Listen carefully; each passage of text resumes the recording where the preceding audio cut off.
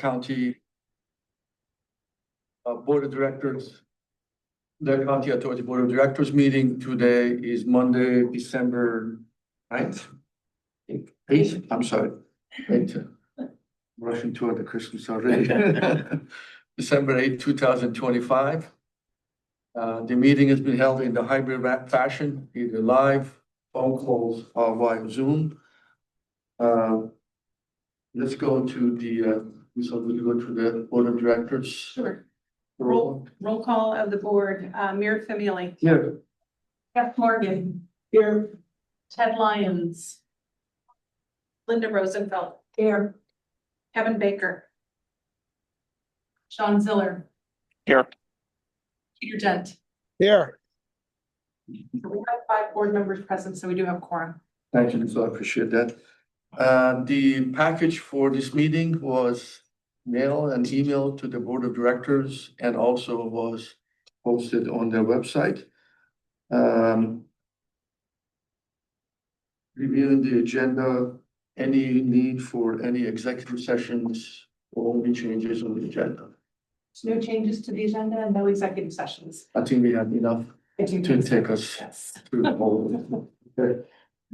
Let's go to the approval of the last. I move that the minute. Second. Motion made by Linda, and second by Jeff. All in favor, say aye. Aye. Any opposed? Aye. Motion passed. Okay, there is no committee reports. Any public comment? No, thank you, Amir. Thank you, Jenny. Okay. Let's go to the action items.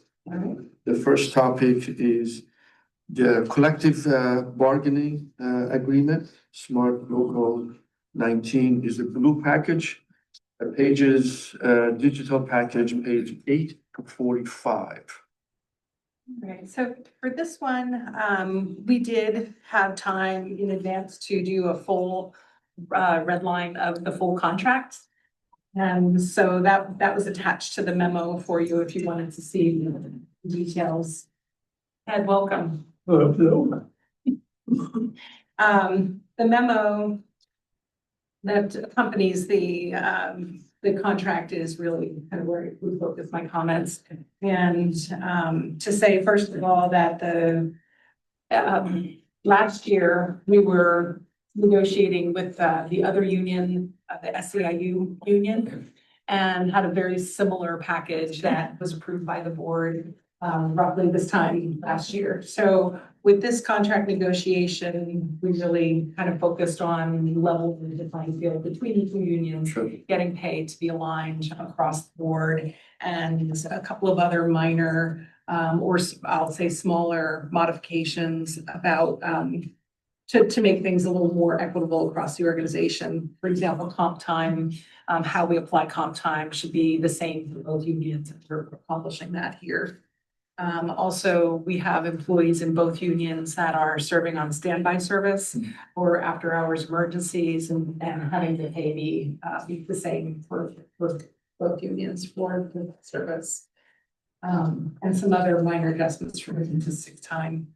The wage adjustment piece is really the biggest component of the contract, and as I mentioned previously, what we did last year for the SEIU group, it's just mirrored here. So they have a larger upfront increase for 2026, and then we revert back to more modest, more, I'll say, normal level of rating wage increases.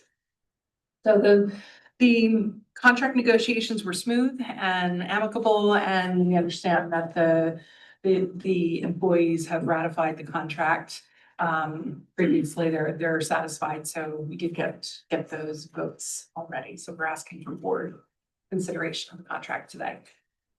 Any question from the board members?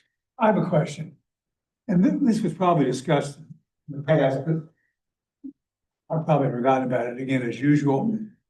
Just a comment, a question, looking on page 11, the paid personal days. we get paid holidays plus paid personal days, Yes. plus, you know, work here 20 years, you get 20 vacation days.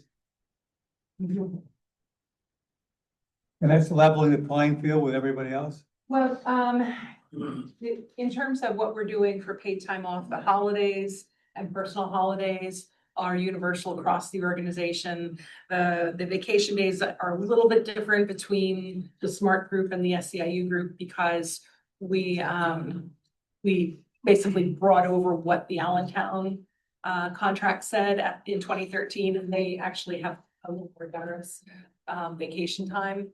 But what's shown here for vacation time for SMART is also matching what the non-union group receives. So there's equity there. Also, I noted in the red line that we went from 10 sick days to 16 vacation or 16 sick days, if I'm reading that right. So it's another 6 days per year of sick days. And I'm wondering, do people usually take all those days? Is that typically what happens? And curious about the cost on that.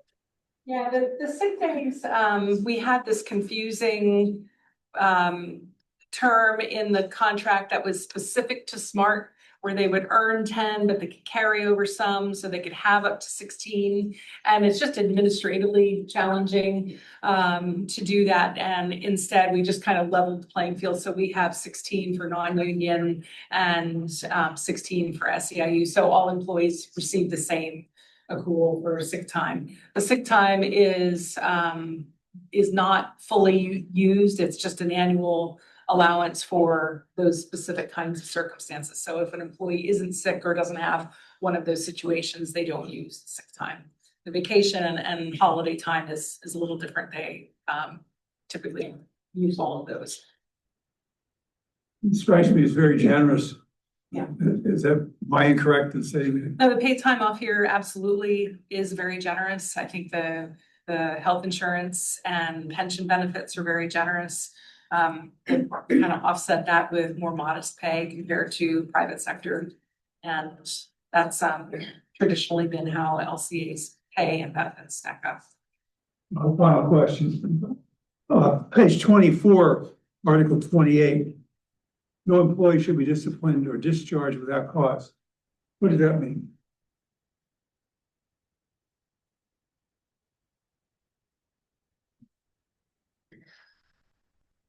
It just means that there has to be a reason.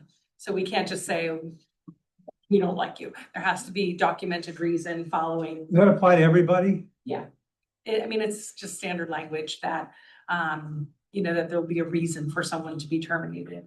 And that's what the union would rely on if we had termination and they wanted to grieve it or take us to arbitration. You know, I'm old.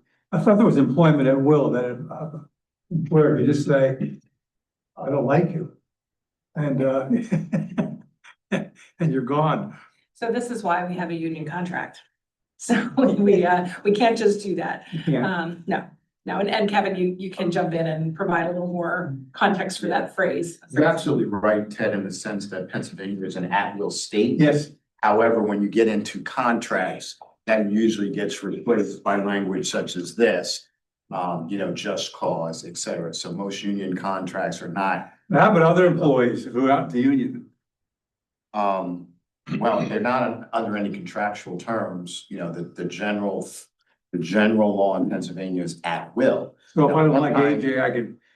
Well, Let's see you later. sometimes people have individual contracts though, too, right? So you've got union contracts and you have individual. I understand. Okay, thank you. You answered the question. But if I'm not mistaken, from my days past, when we were trying to lay off people or something, we had to go and justify why you're choosing this person, not the other person, because the other person can come and sue you that you have laid me off for no cause. So there is some legal Well- review that you have to go, so you just cannot go and willy-nilly and fire someone. Yeah, it isn't at will. That doesn't mean that there's no process though. Yes. Okay, there is a process. And yeah, people may sue if it's arbitrary capricious. There's certain categories such as race, ethnicity, age, gender, those type of things, if someone can demonstrate, well, you are disproportionately, you know, impacting those of a certain gender, for example, you could be in trouble. So therefore, there needs to be some rationale to speak, but it's still, if they're not under contract, it's still at will, provided that you're not doing so for a discriminatory reason. Sure. Thank you. And those cause in the contract are defined what those cause are. Not really. We have the progressive discipline that is noted in the following section on corrective action. And then we have the right in this discipline and discharge section to publish rules and disciplinary policies. And we have many policies, our drug and alcohol policy, attendance policies, you know, all kinds of various things that would lay the framework for us saying there is just cause or some kind of disciplinary action. Yeah, the reason I brought up the holidays and stuff, which, again, I've been out of the game for quite a while. They seem very generous. And being a quasi-public entity, I just want to make sure that wouldn't be subject to criticism, quite frankly. I would just chime in, some of the other municipalities I'm aware Yes. of definitely even have more than Is that right? Election Day and President's Day and Okay, fair enough. some other things, day after Thanksgiving. And I would guess if you had personal day versus more holidays, then you don't have to pay people to come in at a Right. higher rate if we kind of balance less holidays with personal days, right? Because that's Yeah, it's probably some savings by doing it that It's way. been an LCA tradition for a long time to give roughly half of the national holidays and give the other half as personal holidays. So if you're working on a holiday and getting double time, it's only those specific company holidays, but the personal holidays you can use whenever. So it does save us some in terms of premium pay. And how much of those can be carried over to the year? Holidays, none. Holiday night? No, the vacation, vacation. just the vacation, if you're using, as long as you use 10 days, you can carry some of it. Any other question for Lisa? Okay. So we have the collective bargaining agreement, smart local 19 for approval in front of us. Taking a motion for approval. I'm sorry. Yeah, just to request that the motion include approval for me to sign the contract as well as any minor modifications as we're going back and forth with the union on final red line language. The motion and amendment that Lisa has the authority to sign the contract in minor amendment. I'll make that motion, Sean. Okay, Sean made the motion and Linda second that. All in favor, say aye, please. Aye. Any opposed? And hearing none, Thank you. the motion passed. I know these contracts are not easy, Lisa, but thank you for yourself and your team chairing this through. Moving to next items, we have a resolution 12-2025-1. Customer facility fees and connection fees is green packages, digital board packages, page 46 to 51. Okay, this is, I hope, the easiest thing you have to do today. Every year, we update our connection fees and meter fees. They are for new connections to the system when they're connecting to water or sewer. And they are considered to be tapping fees. Sure. So they're based on actual costs. We provide the details of how we calculate the actual cost and need to be approved by resolution. So it's a little different than the rest of our rate schedule. That's why we do them separately. These fees that are shown in the attachment are direct labor costs and quotes from suppliers for the actual component costs that go into the connections. So we'd like to have those approved so we can make them effective January 1. Any question for Lisa on this topic?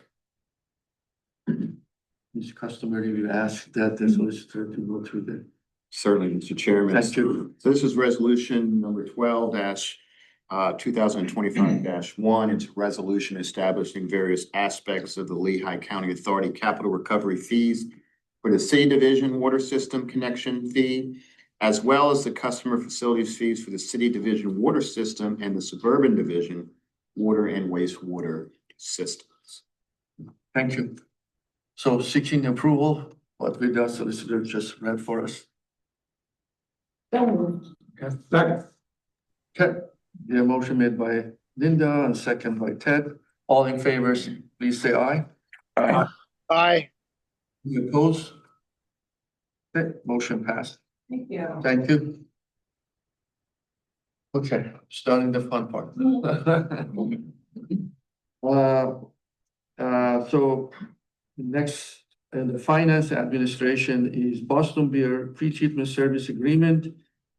It's a purple packages, a digital board package, page 52 to 62. Okay, so this one, I believe is also fairly straightforward, but I'll share the background on this. Boston Beer is our single direct customer at the pretreatment facility. And they are paying LCA for pretreatment services based on an agreement that dates back to the 2000 timeframe, prior to them even being here. So it was Diageo North America, and prior to that. So we've had this agreement in place for several iterations, and now their current contracts ends on December 31st. So we're looking to renew the contract. Typically, what we've been doing is just a 5-year renewal with roughly the same terms. However, at the end of 2024, Boston Beer had announced to us that they were planning to develop their own on-site pretreatment services.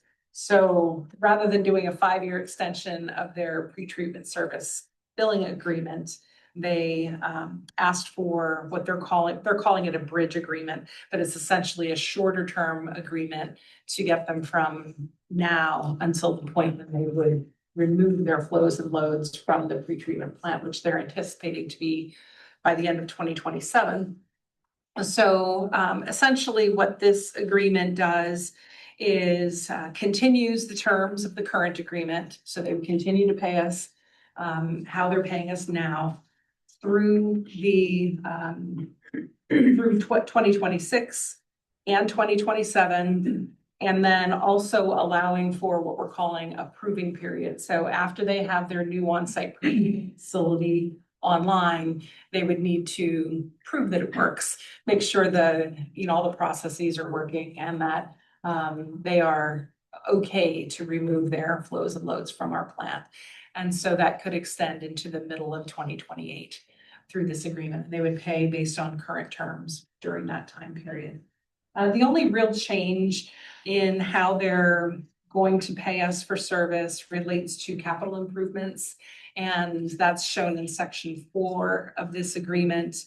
Section 4 was worded pretty carefully by both us and them to ensure that they are paying for their fortunate share of the critical improvements that we're doing now to make sure that the plant can continue to function while they're using it, but excludes the future work. So they're not going to be using the plant in the future. They don't want to pay for those projects, which makes sense to us. So Kevin and I have reviewed this quite a few times now with Boston Beer, and I think we're in a good spot with this agreement and have something that we're comfortable with. So I'd like to have the board approval for this agreement, same kind of approval as for the other contract, where I would like to have authorization for me to sign it, and also any minor modifications that the solicitor might approve. Any question for Lisa?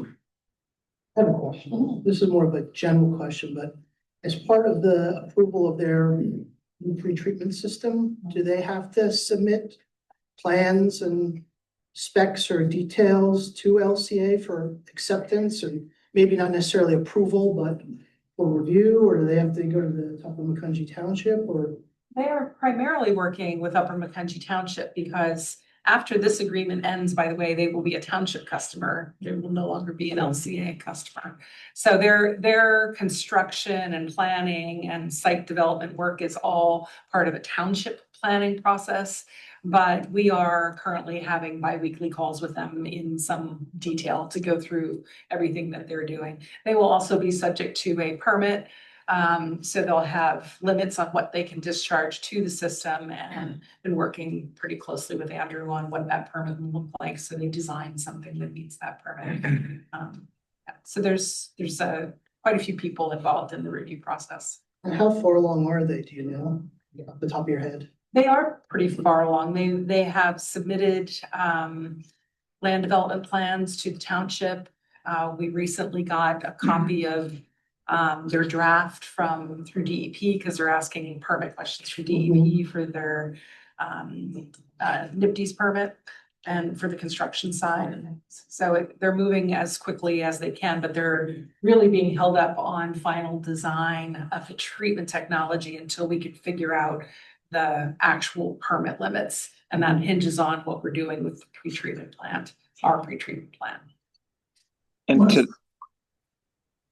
no, I was just going to ask, just to that point then, Lisa, we feel confident because I know the 2-year agreement, correct, with a possibility of an extending for 6 months to confirm that it's operating properly. We feel confident with that timeline. I'm just thinking of, delays that would maybe push that even an additional 6 months or beyond. Yeah, I mean, their current plan is to have their new on-site treatment plant online by mid-2027. So they're actually giving themselves a full year of cushion. Certainly if they were having difficulty with their treatment system, we would be open to continuing to extend because we don't want untreated Boston beer waste going into the plant. Sure. Yeah, to that point, the state issues the permit to them, is that correct? We issue the permit. LCA. Andrew issues the permit. Okay. All right. So we set the criteria for what the influence shall be and so forth and so on. Andrew, From a wastewater side, we do. Lisa had mentioned another NEMTIS permit from the state, and that has to do with the stormwater aspect of the construction. But anything wastewater related, how it's going to be treated to how it comes to us would be dealt internally through us. Okay. But they currently do hold a permit. And to sort of get back to your question, Jeff, we would not necessarily approve their process, but we would review it to make sure that things are in line. And then especially when construction is complete, we'll want to make sure tie-ins and everything. Do you know, did DEP make Upper Macungie modify their Act 537 plan for this project? They did not. I mean, the planning module question isn't, I don't know the answer to that, but no, there's been no official country. DEP has stated pretty clearly that this is not, they're not involved with this really at all because industrial pretreatment programs are administered by EPA, not DEP, and they're not changing their flow to the They're system. in the service area. Right. How they get pretreated, DEP does not really care if it's at our plant or if it's at their own plant. Gotcha. So, any more questions from board? A couple questions from my end. So this contract, do we have flexibility to adjust their rate? We have flexibility to adjust their rate based on contract terms. So the way the rate is currently calculated and would be for during this time period as well is based on actual costs and revenue offsets for the hauler program and other revenues. Then the rest of the remainder of the cost is built into their rates for their flows and loads with some expense coverage, up to 8% expense coverage. But it is subject to rate caps, so we can't increase their rates more than 12% per year. Okay. So there's parameters around it, but it is based on the actual cost to operate the pretreatment Yeah, I plant. was looking if you're extending the contract. So normally when you extend the contract, you have ability to adjust the rate because this is a new contract, Mhm. new beginning. You don't have to. I'm just thinking about all the cost is coming to us, you know? So this is the place for us to say, listen, you know, our cost is going to X. It's pretty standard in the industry that, you know, I need to recover a bunch of my costs. So I'm extending your contract, giving that additional 2.5 years, but I need some coverage for my cost. And the way that the current contract works, Boston Beer is the only customer that has rates that are based on actual costs. So there's kind of a built-in rate adjustment every year based on our actual cost to operate and maintain the facility. So that's kind of how the contract is designed in the first place. On page 3, there is a sentence that said, as long as the existing LCA PTP remains in operation. So if something happened and PTP is not operating, what obligation do we have toward them? I'm sorry, I lost where. I'm sorry, where you were- page 3 in 1, 2, 3, 4 paragraph. You said the amendment number 4, come to the 4th line. Mhm. It said for the use of the LCA PTP on a as needed basis, therefore after, as long as. Right, so Boston Beer has this thought that after they have their new on-site pretreatment up and running, they get through the proving period, that there might be some reason or opportunity to say that they, even though they're pre-treating, that they need our service for an emergency or for some other special circumstance. So they have this language in here as sort of I would say a soft placeholder to say this is a possibility, but then further on in the agreements, we talk about.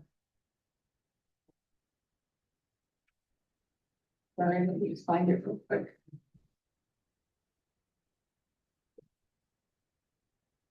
In section 3 of the agreement, they talk about after the conclusion of the proving period, if they want to maintain the option to discharge, it would be based on our ability to actually receive and treat their waste. So it wouldn't be a blanket ability for them to discharge to us after they've removed their flows.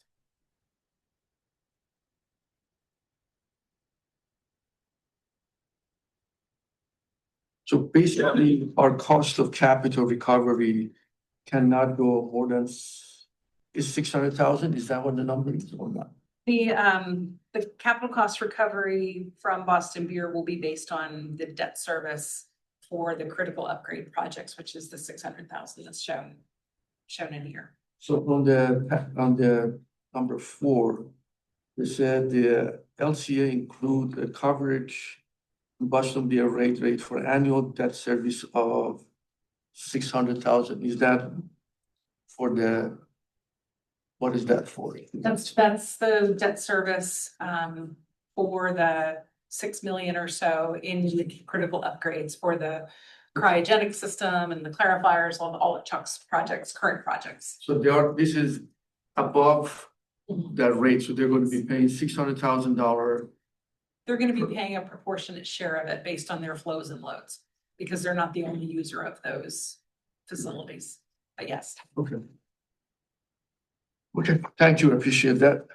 So we seeking approval for the Boston Beer pre-treatment service agreement amendment number 4. Looking for a motion and. Also move, and also it includes the ability for Liesel to make minor adjustments as needed, and sign it. Thank you, Peter. I'll second. Okay. Motion was moved by Peter and second by Jeff. All in favor, say aye. I, Any opposed? Aye. Hearing none.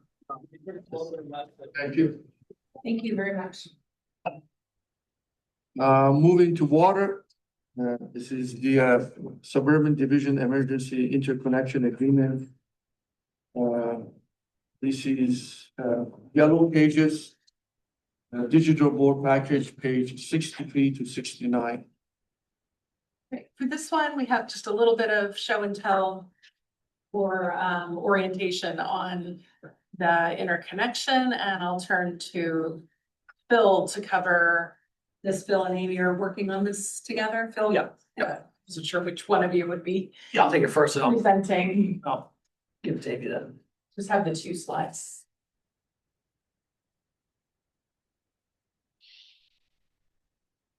Okay. And good afternoon, everyone, and to continue with the theme here, at the end of the day, we're gonna be asking for approval for Liesel to sign the agreement if there's any changes, between now and when it's actually gonna be signed. So same thing. Just a little bit of background before we get into what's being asked today. I'm gonna go back to 2015. So in 2015, there was a new development being proposed right there by Sean Spring. Near Citronia Road, where Josh Early Candies is, for that whole area right there. And the developer worked with LCA in South White Hill Township to put a emergency interconnect in the 2015-2016 timeframe.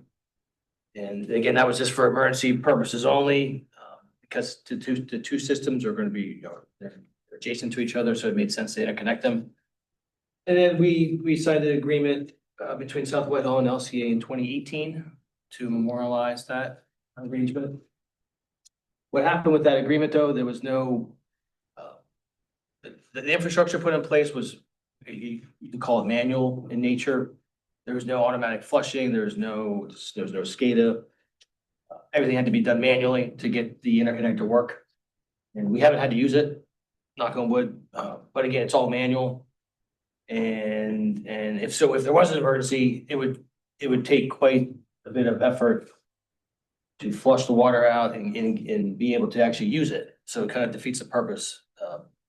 The current situation kind of defeats the purpose of the original intent. Was if there's a true emergency, we want to be able to use it right away. So all that being said, that's the background on what has transpired since basically 2015 to 2018.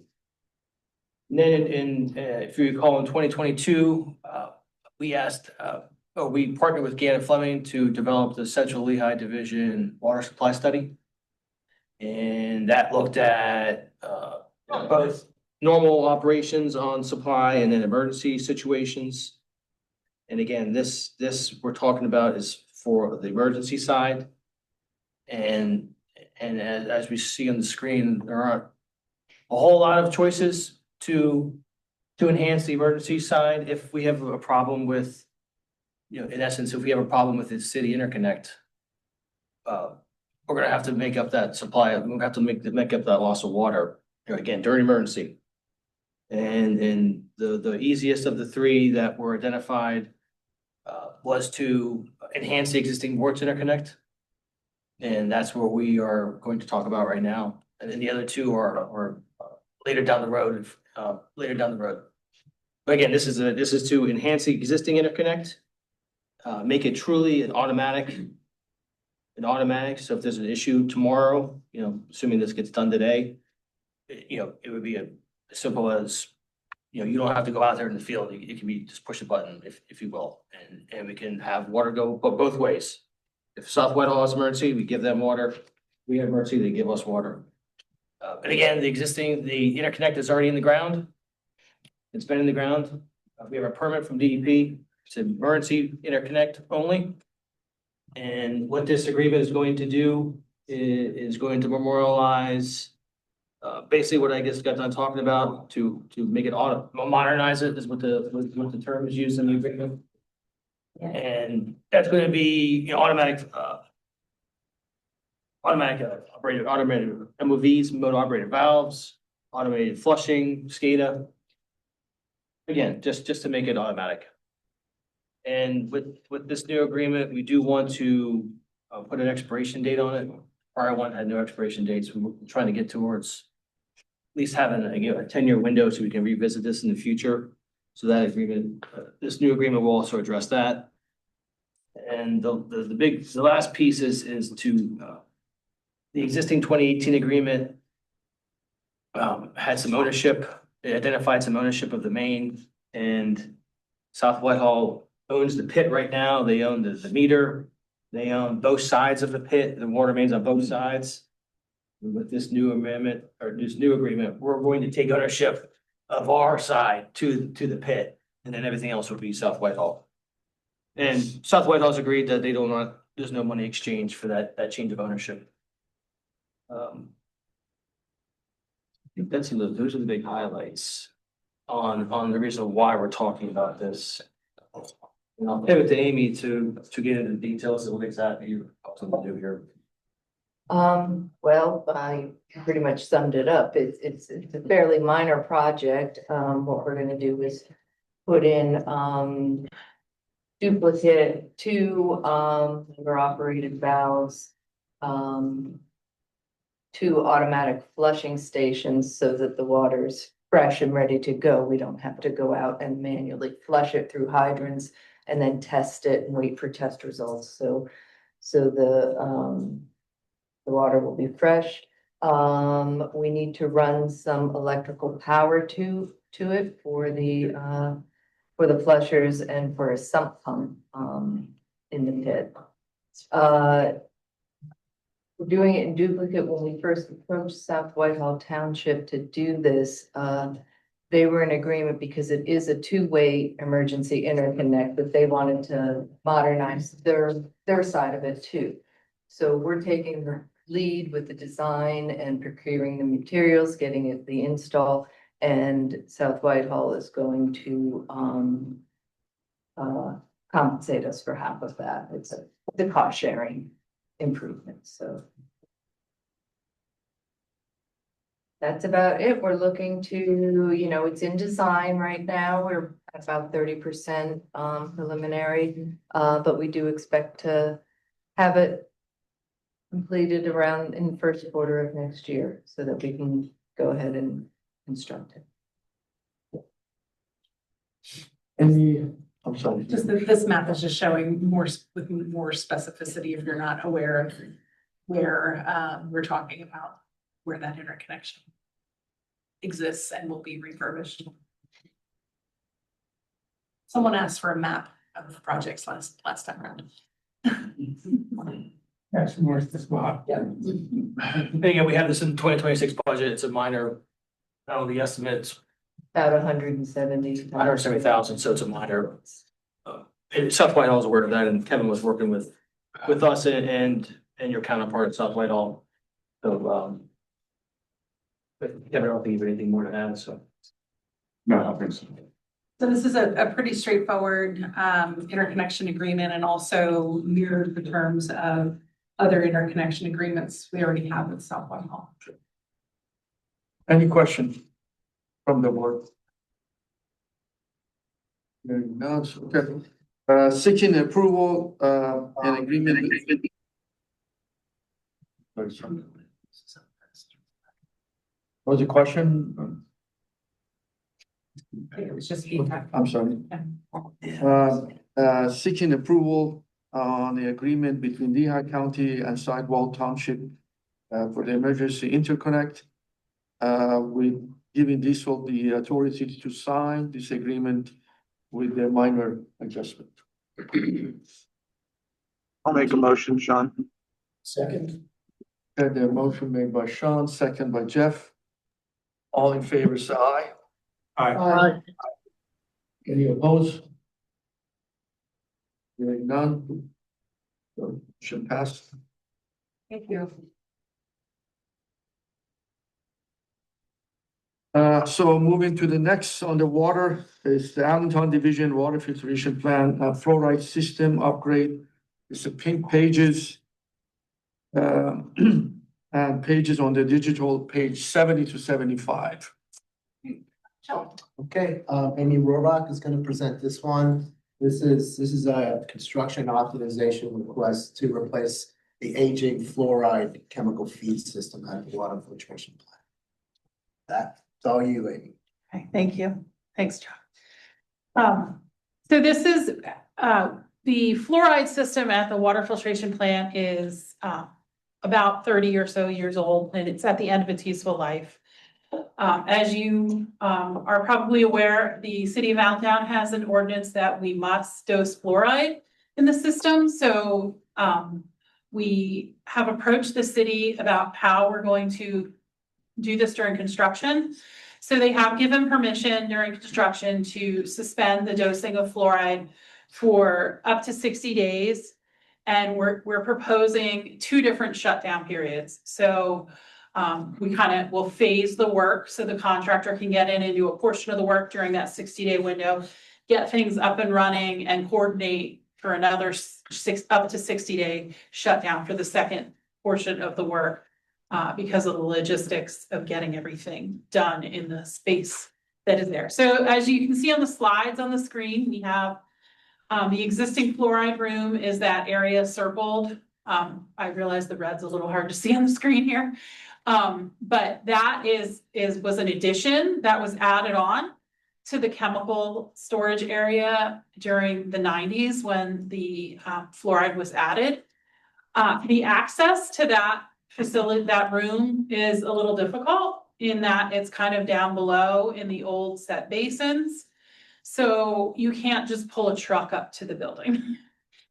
There is an overhead crane rail that we will be allowing our contractors to use, but there is anticipated some need for cranes to lower things in.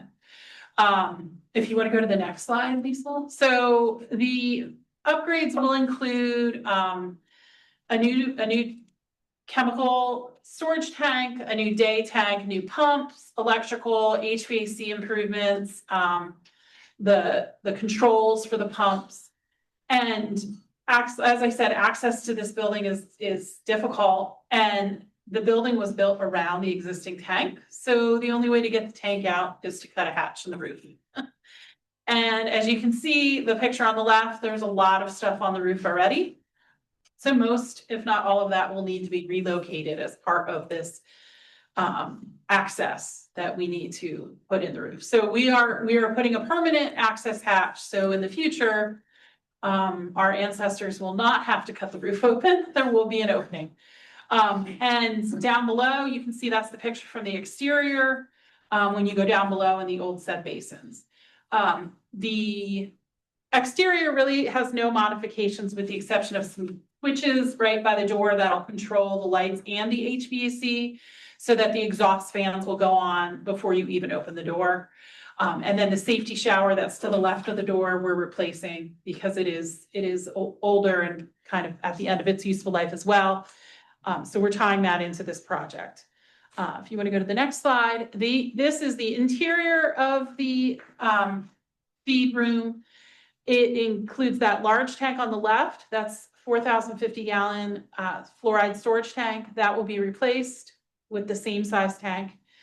And the little tank you can see on the picture on the right, that is the day tank. So what they do is the operators have to physically go down there in the fluoride room and manually operate the valves to fill that tank. So they do that every day and a half or so. And it takes 2 operators because they have to have one there to kind of oversee to make sure there's no problems, while the one goes into the containment area and operates the valves and fills that tank. So part of this new project will include automating that system. So we don't need to go in the containment area and manually open valves and close valves. It'll also provide some more reliability in that you won't accidentally leave a valve open, so just, and have the containment. I don't know that that's happened anytime recently, if at all, but it's potential. So it'll help make that a little bit more, it'll automate it and make it a little safer in that way. The next slide, Lisa, thank you. These are the pumps. These are 30+ years old. So they are being replaced as well. And then the picture on the right is just the operation controls for the pumps. And those pumps are running 24/7. Because they're always adding, just like we are always adding, sodium hypochlorite to the system, we're all also adding fluoride. So those are quite the workhorses. And 30 years plus they need to be upgraded to make sure that they are continuing to operate. So as you can see in these pictures, there's a lot of stuff on the ceiling, and I don't know if I took a good picture of the ceiling itself. I apologize, but in that picture, you can see above the tank, there's some beams. So there's structural improvements as well that need to be addressed in order to install that hatch, as well as relocating that rooftop equipment, the exhaust, HVAC, exhaust fans. And there's also a sprinkler line that runs right through the middle of that room that's going to need to be relocated as part of this project in order to get that access hatch installed. So there's quite a bit of work involved in. It's not just as simple as replacing a tank, unfortunately. So we put this project out to bid. Verdantis is our design engineer, and they designed the bid package, and we put it out to bid, and we received 3 general construction bids, 2 electrical bids, and 1 HVAC bid. Per the state bidding laws, we're required to break this out into the 3 contracts. Blooming Glen Contractors was the low bidder on both the general and the electrical construction. And Master Mechanical was the low bidder on the HVAC. And you can see on the screen the numbers for each of those 3 bids. And then we also have Verdantis will provide construction phase services, which will include shop drawing review, RFIs, on-site progress meetings, on-site inspection, and just general contract management. And then we have a little contingency thrown in there, and then some staff time for the LCA staff. So the total construction phase authorization that we're requesting today is $1,093,333. Any questions? One question, who is Verdantis? Verdantis used to be, they used to be known as Borton Lawson. Thank you. My usual question with the bids, Blooming Glen is at 620, you have 2 bids at 649, 650. Hello? What's going on? Yeah, we did evaluate and we did review with Blooming Glen, and they're standing behind their number. They must have seen something that the others didn't see, or maybe the others. No. Trust me. There's nothing to be seen here. It's possible the others really weren't, they were hoping everyone was. Yeah, I mean, there's a bus there, Yeah. it's huge. So, The other 2 were close though to each other, so either they both missed the same thing, they or didn't miss. they just were hoping they would be the low bidder. They've got 1 bid, that's what you got. But it's nice that Blooming Glen was the low bidder on both the general and the electrical, because that's always best when you can have that. I must coordinated. feel great because they left $300,000 to $400,000 on the table. They have done a lot of work for LCA. They're a good outfit. I have no concerns that they will not be able to perform at this project. I would just add, this is a near-term master plan project. Oh, yes. that's The true. most recent master plan that was done for the water plant. This is a high priority. And we did Verdantis and LCA, reviewed all the bids, and we've worked with both Blooming Glen and Master Mechanical in the past. So we have no reasons to believe that there will be any issues on the project. The biggest. I'm fascinated by, you're all getting tired of listening to me, about how the low bidders, and a lot of these projects are really low. Yeah. And when you de-scope the project, I'm assuming you go through and ask for how many man hours do you have and how much do you have for equipment, and it shakes out, you can see where the bust is. Because they're all paying the prevailing wage, right? Mhm. So it's the labor factor is just a function of time. And they're all buying the same equipment, right? And that's all the same. I mean, there's a lot of givens here that are pretty much are the same. And believe me, there's not overhead and profit don't begin to amount to that amount of money. It's just that does not exist in the world. So it just either you got a bad low bid, or you're getting one bid really is what is happening. But as long as it's within the budget, I guess we don't care, do we? Yeah. Thank you. Thank you. Any other question?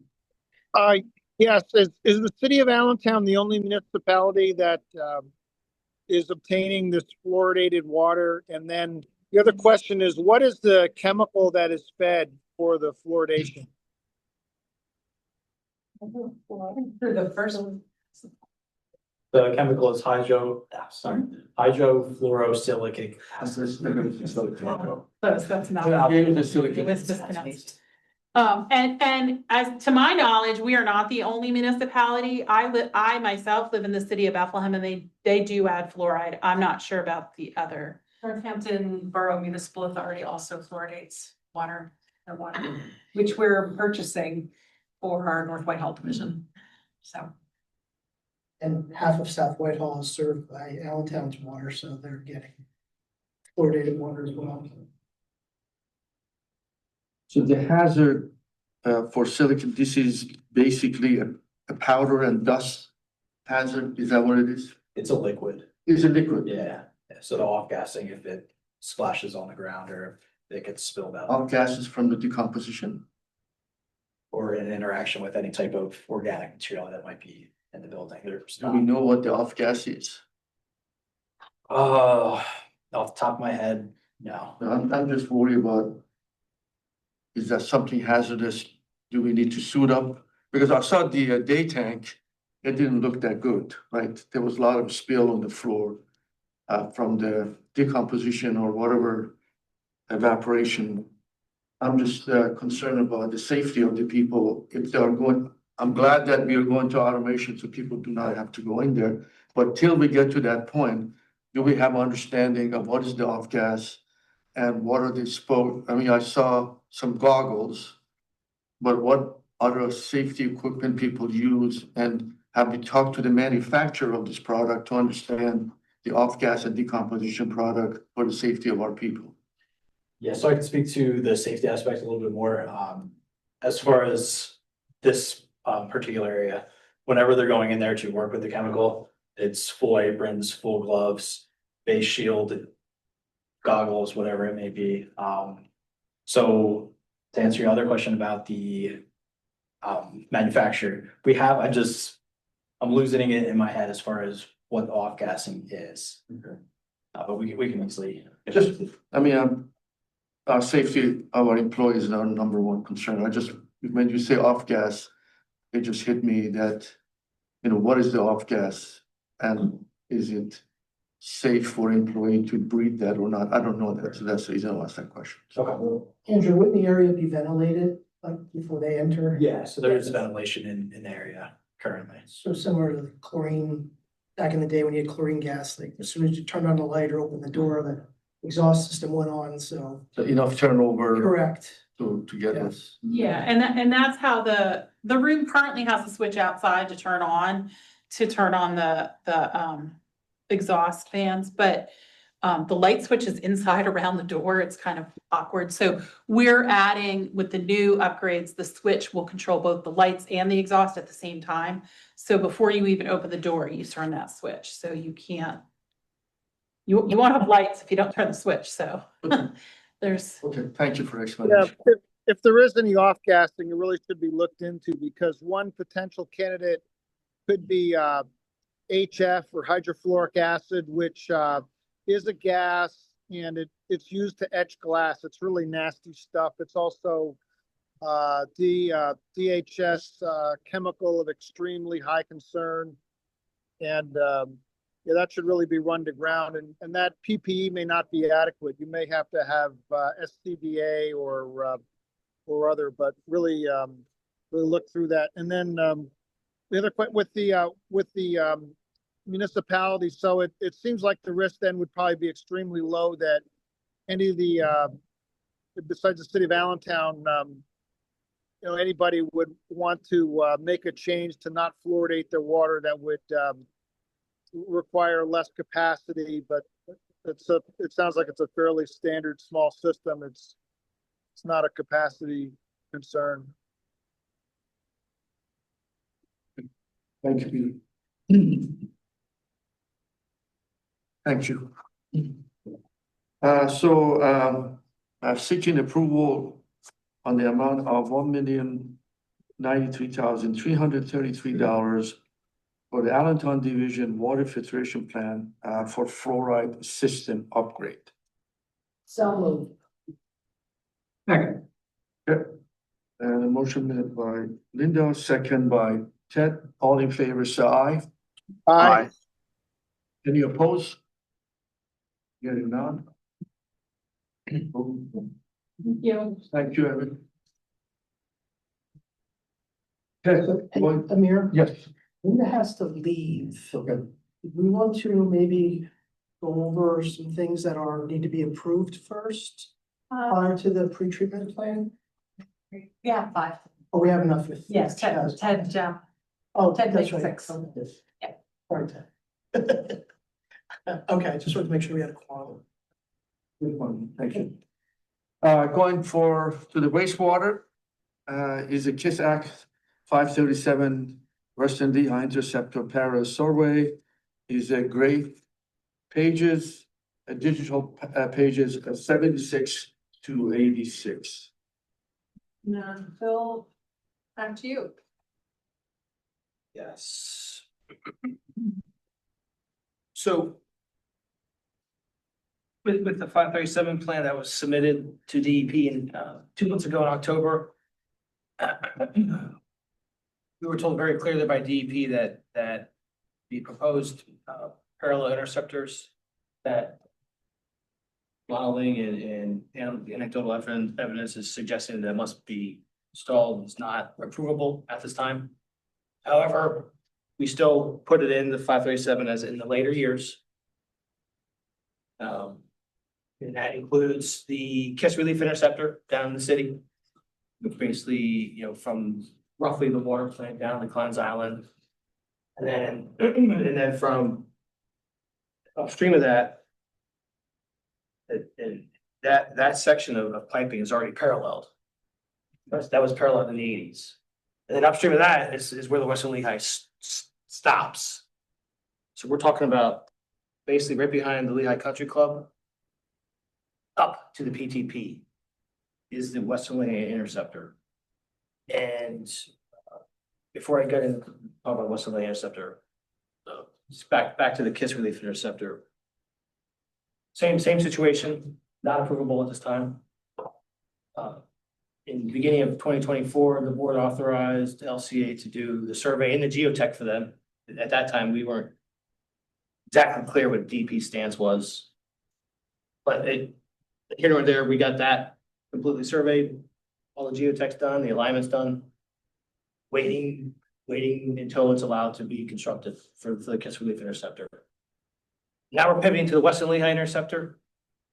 And again, with the timing that's being proposed for the Western Lehigh interceptor parallel, we're not talking to like 10 years from now. If, roughly, then again, that could change tomorrow, but given DEP stance, that seems legit. However, there's another reason why we want to do this survey now. I know it seems premature. However, there's a reason why we want to do it now. Lower McCungy Township has adopted they call it the Greenway Plan. They adopted that in 2012. And that plan was to install walking trails along the Swabia, Little Lehigh. And Lower McCungy, a couple months ago, has asked us to fast track the survey so they can get moving on that Greenway Plan. It's kind of been stagnant for a while. So why? So that, to be honest, that's one of the main drivers as to why we want to do this survey now, is to assist Lower McCungy Township for their walking trail Greenway Plan. Again, it's been stagnant for quite some time. Well, 2012, and I guess there's been much action on it. But I think Lower McCungy wants to get moving on that. And before they get moving on that plan, they want to know where this potential parallel to Western Lehigh interceptor would go. So this is a two-pronged reason why we're doing the survey now. Again, we're jumping the gun from DEP's point of view for the survey. However, Lower McCungy wants this survey so they can start planning the trails. So that's a high level reason why it's being asked now. And this was walked earlier this year. The entire Western Lane interceptor was walked from PTP down to 12.5 miles. So, you know, there's rough ideas where the parallel could go. You know, it's gonna be two to four alignments eventually gonna come out of this. But of course, you have to have a survey before you do anything formal, so. So that's the genesis of why I'm asking for this right now. And, you know, Loma Country tipped us off, they wanted us to move, so we put this in the rates already for 2026. It goes Western Lehigh rates. We've been putting about $1.5 million Pago capital for the Western Lehigh group to one year. This would be part of that, part of the Pago capital 2026. Again, it's only, you know, a third of the Pago capital. So it's already in the rates. They are aware of this fact that I'm asking for approval today. And again, you've heard all of the planning through, you know, since COVID for the 537 as the need, as to the why we have to do this parallel. And just remember, we already have the Park Pump Station, we already have Spring Creek, now we're having a new pump station at the pre-treatment plant, so we already have 3 relief pump stations on the Western Lehigh Interceptor. So there's no more relief stations left. So eventually, you know, this parallel needs to happen, just it's a matter of timing. So anyway, you know, so we did all the work, you know, from 2021 through 2024 as to justify the reason for the parallel. And again, DEP wants us to pause, do I&I first. So in order to make this parallel survey happen, we went to use Arcadis again. They did the KISS Relief Interceptor survey and geotech, but again, we're not doing geotech right now, we're just doing survey. And Arcadis reached out to, I neglected to say this in the memo. They asked for 2 prices. One from Hartswallow, which was a low, and another one from CDR McGuire, which I'm not familiar with. Hartswallow was much lower. CDR McGuire was you know, $500,000 range, and Hartswallow was $375,000. So Hartswallow did the KISS Relief Interceptor survey, and they're gonna do, upon approval, do this Western Lehigh survey. Gets about 12.5 miles. It's a combination of a ground survey and aerial. Same thing as a KISS Relief Interceptor, same philosophy. At the end of the day, again, Arcadis will take the survey data, put it on mapping, and we have to sit down with Upper and Lower Macungie to, you know, quote unquote, try to finalize the alignments. I think they're gonna give us 2 to 4. Then we'll pick, you know, we'll pick 1 or 2 that's gonna move on to the next stage, whenever that occurs. Again, no geotech right now. I'm kind of taking the township's lead. When they want me to ask, I'll ask. If DEP changes their stance, I'll ask. But my stance is that we'll do the survey and we'll pause. If the board authorizes this request,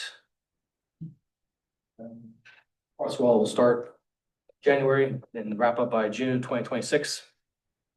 And then we'll talk to, in the meantime, we'll talk to Upper and Lower Macungie. And we'll coordinate all any property owner notifications that have to occur.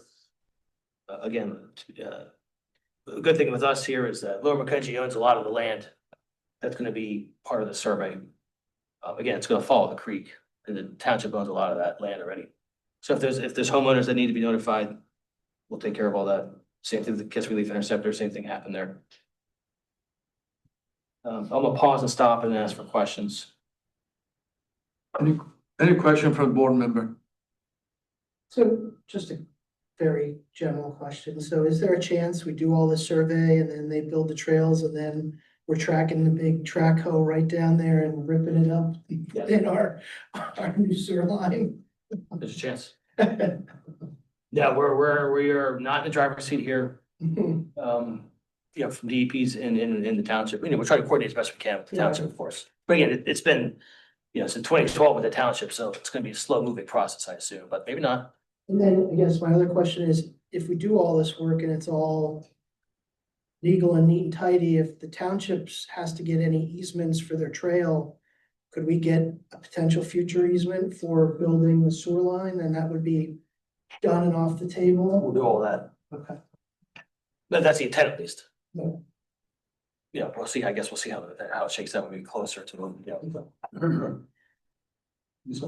I was just gonna say, I think the trail overlap with this project, is exactly what the township is looking for. So we have a trail and our parallel interceptors in the same location. It's kind of like, you're not cutting extra trees down and you're not doing, like, you kind of want them to be kind of co-located. And we had the same conversation with the city of Allentown about the Kiss Relief Interceptor, because they have some trails and park type work they want to do in the same area as our Kiss Relief Interceptor, so.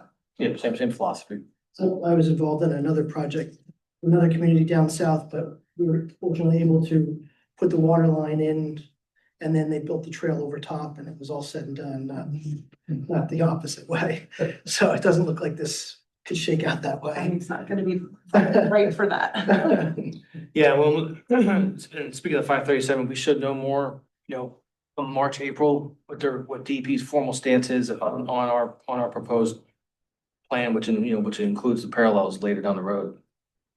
But in the meantime, since all the foliage is down, this is the best time of year to do the survey, the winter months. And that's one of the reasons why I'm asking right now. So what I'm formally asking for is an authorization to Arcadis in the amount of $464,000, which includes North Swallow's efforts. And then the total authorization is $494,000, which includes staff and contingency. Until you indicated you budgeted for this Yes. already? Yes, Who pays for that? it's spread amongst all 7 Western Lehigh folks, proportionate to the flow. Although it is for the upper McConkey, but it is distributed among all, okay. Yeah, we had conversations with the township managers about that, and both Upper and Lower McConkey wanted to utilize the existing mechanism we have in place to the rates. Any other question for Phil? Okay, seeking approval, for an amount of $494,000 for KISS Act 537 Western Lehigh Interceptor Paris survey. So moved. Second. Motion made by Jeff, second by Ted. Any opposed? I'm sorry, all in favor, say aye. Aye. You opposed? Very none. Good. Take it to go. Okay. Moving to next one, it is a Suburban Division Industrial Pretreatment Plan. It's just a discussion. It's a salmon pages, digital board package 87 to 97. All right, so the memo that's on the salmon pages is a pretty heavy memo. Covers a lot of ground related to the pretreatment plant. This was intended to provide a little bit of the historical perspective of the pretreatment plant. Some context for the constraints, financial constraints, contractual constraints that we have in operating the pretreatment plant.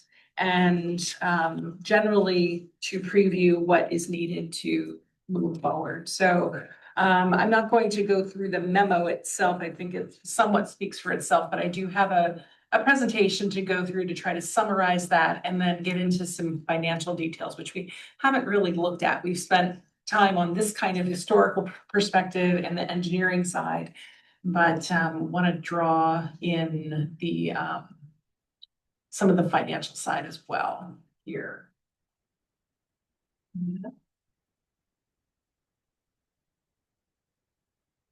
Some of this you have seen before.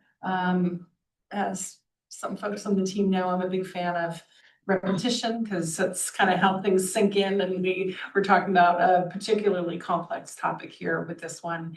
So the pretreatment plant today, our focus again is a little bit more on financial, but also the municipal partnership approach that we're working toward, to see if we can make the project to upgrade the retreatment plant. So this historical timeline I've shared with you previously, but just as a reminder, this goes back to the 1960s and LCA's formation in 1966 even to develop capacity on the water side for industry to locate here.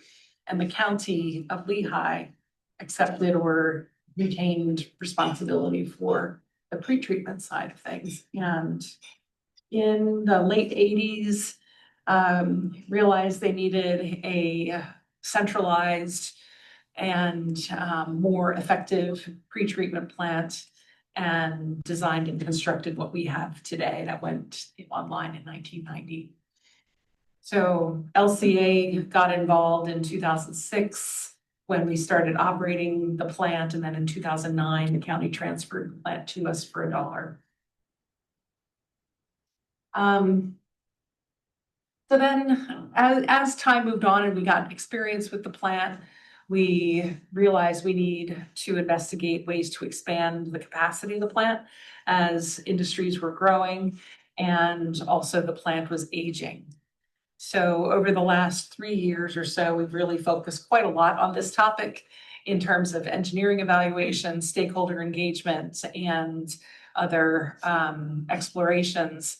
And then really a major sea change occurred in 2024 when Ocean Spray and Boston Beer announced to us that they would be pre-treating their waste on site independent of our facility. So that's kind of changed the scope of the project and really focus the discussion in a different way. We have done a lot of engineering work. And I say we, I mostly mean AJ and his various team of consultants and himself, as well as others here at LCA.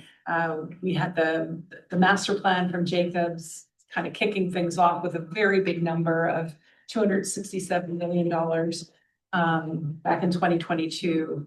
And then various ways of looking at it through the last couple of years with technical advisory group, AECOM, coming on board to help us with hauler program review, Mead and Hunt and HDR helping us with various other evaluations.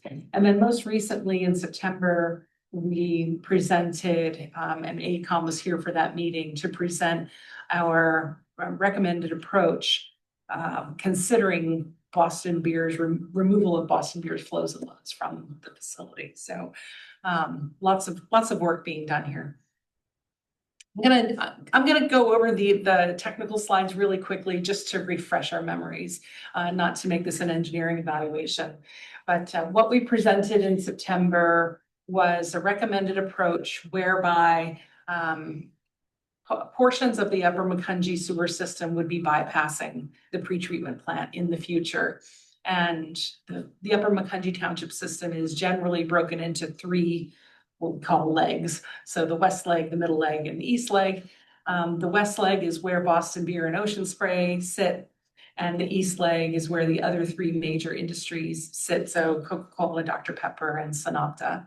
The middle leg has no significant industries on it. So having the west leg and the middle leg bypass the pretreatment plant in the future would leave a smaller subset of the Upper Macungie system coming through the pretreatment plant, and then kind of changing the nature of what we might design and construct there. This overhead photograph of the pretreatment plant was used to just sort of highlight some of the key components of the recommendation. In a nutshell, the cryogenic system would be discontinued in the future, not needed after Boston Beer's flows are removed from the plant. The aeration basins would be converted from 6 down to 4, and using extended air or atmospheric air instead of oxygen, pure oxygen.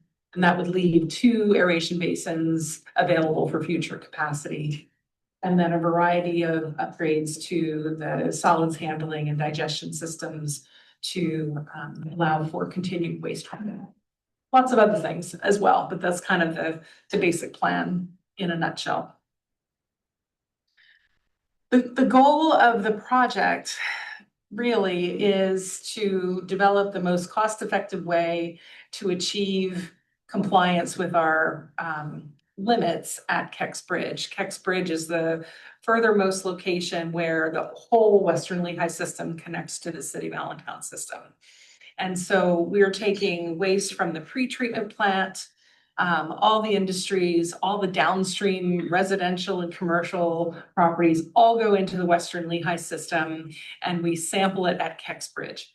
And at Kex Bridge, we are trying to achieve a loading of 230 milligrams per liter of BOD or less. And when we say or less, that if we're below that limit, that gives us capacity for additional growth or industrial growth. So you can see on these bar charts, they're a little bit busy, but essentially the dotted line is the limit at Kex Bridge for BOD and TSS or the total suspended solids, and how we're doing today versus the other scenarios that we looked at through the most recent engineering evaluation. So this scenario A is what I had just reviewed in terms of having the east leg and those three industries still using pretreatment, but having the west leg and the middle leg of Upper Mackenzie Township bypassing the plant. So you can see in this scenario A for BOD, we would still be well under the limit at Kex Bridge. And that's based on some assumptions that the pretreatment plant would be treating to 25 milligrams per liter. Boston Beer would be treating to 250 milligrams per liter, and Ocean Spray, that's kind of the dark horse here, Ocean Spray treating to 10. And that's based on their technology that they have selected and information that we have today. That could change because they're not online yet. And we won't know until we know what their system can really do. So this is really kind of the overarching goal of the decision-making we need to make on the pretreatment plant. And as you might imagine, Boston Beer is investing a lot in their on-site facility. And we have yet to give them firm guidance on what their limits will be. And we won't know what their limits will be until we know if we have a project and what our future facility can do or will do. When we looked at the recommended approach last time, we looked at all the different stages of the project. So I'm not going to go through them in great detail.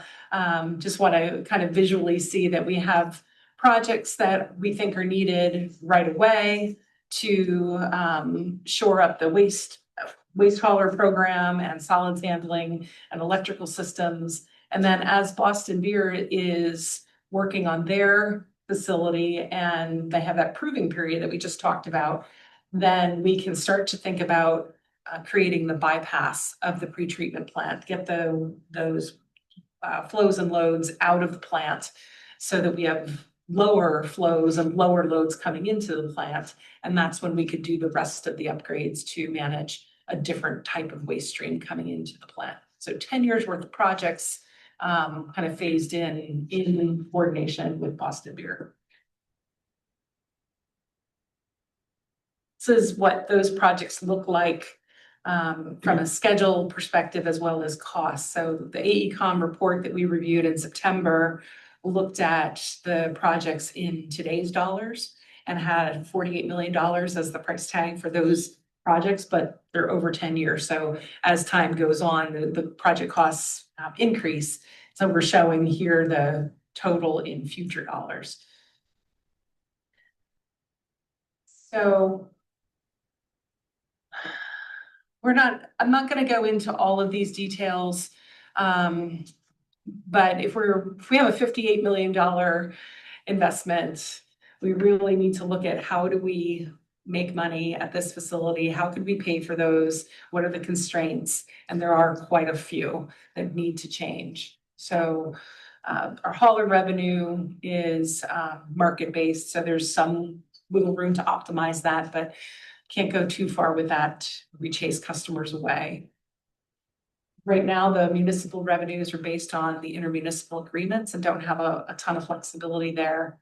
Brewery revenue, they are based on costs for the pretreatment plant, but have some constraints, and they're going away. And then we have the contract operation with Jacobs, which kind of limits some of our visibility in terms of what's driving the cost to operate. We looked at these the last time we were together on this topic, where the revenue is coming from. Brewery and municipal revenues and hauler revenues are the three primary components of the revenue for treatment.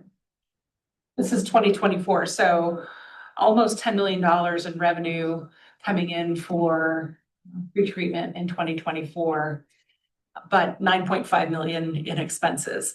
So the cost drivers on the expenses are pretty limited as well. The contract operations with Jacobs makes up a big chunk of it.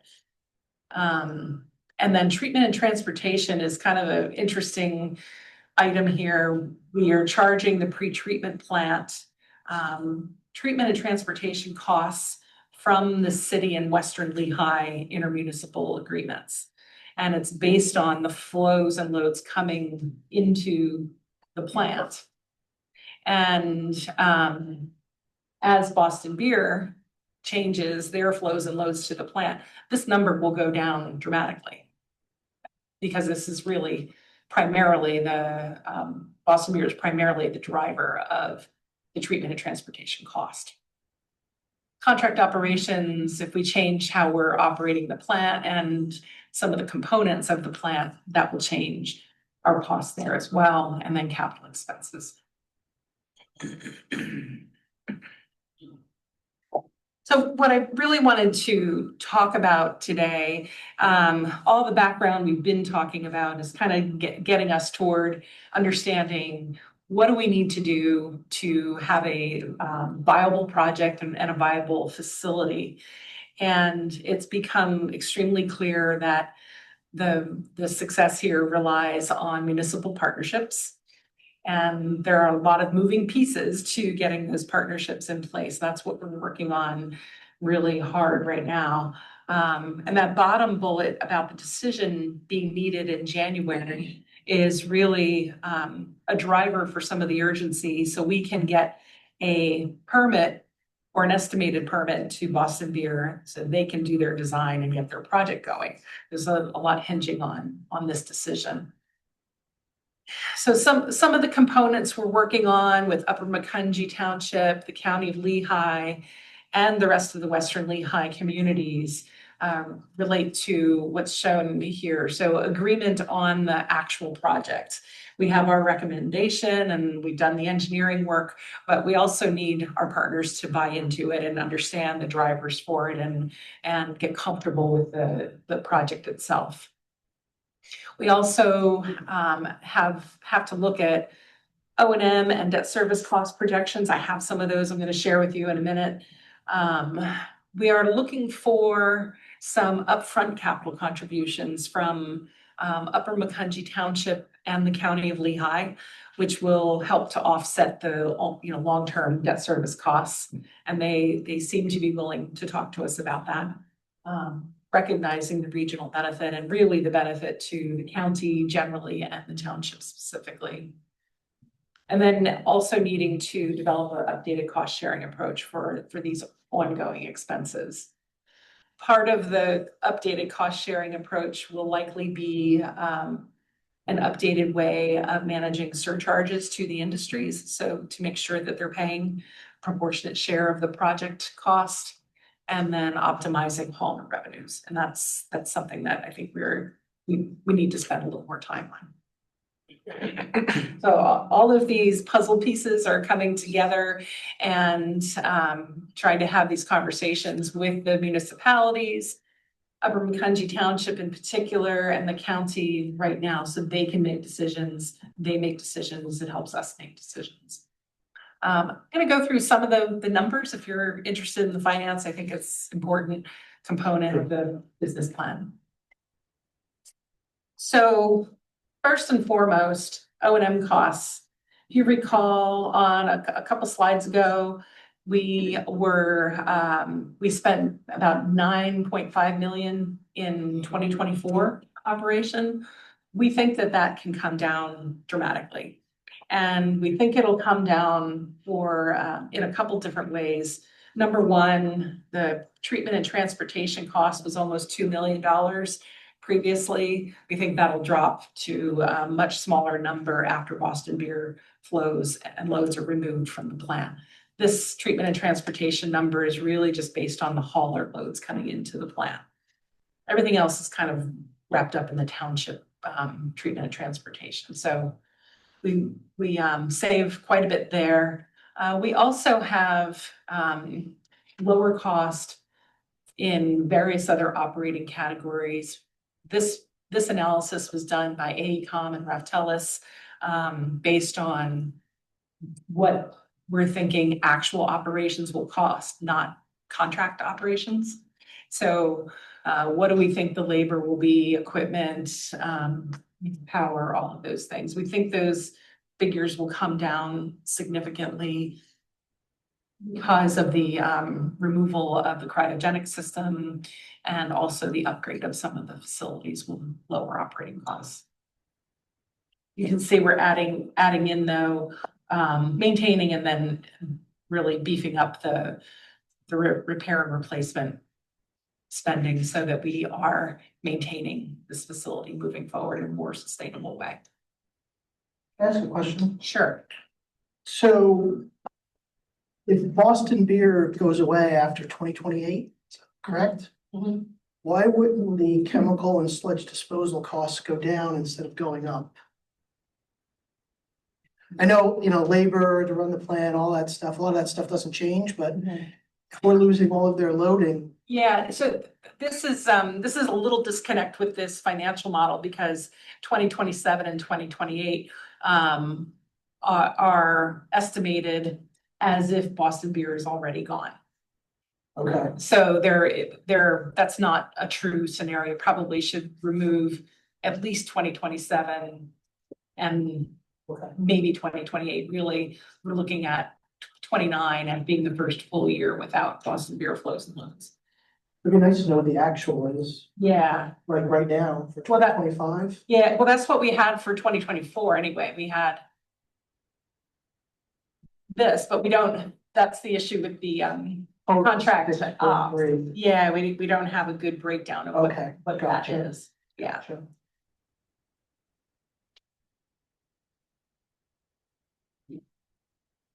So obviously we have some questions around what this tells us, the future O&M costs, how would that be impacted by Jacobs continuing to operate or if we would begin operating in-house? And is this cost reduction that we're showing here compared to current, is that realistic? Probably have to spend a little more time with this analysis to get comfortable with that.